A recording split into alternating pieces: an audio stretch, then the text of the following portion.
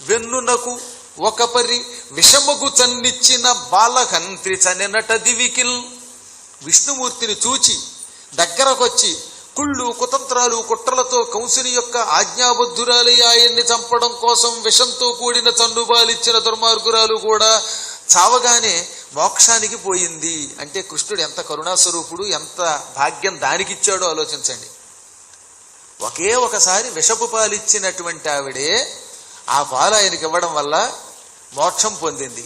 ఇంకా అటువంటిది వెన్ను కని పెంచి భక్తిన్ చన్నిచ్చిన సతికి మరియు జన్మము కలదే.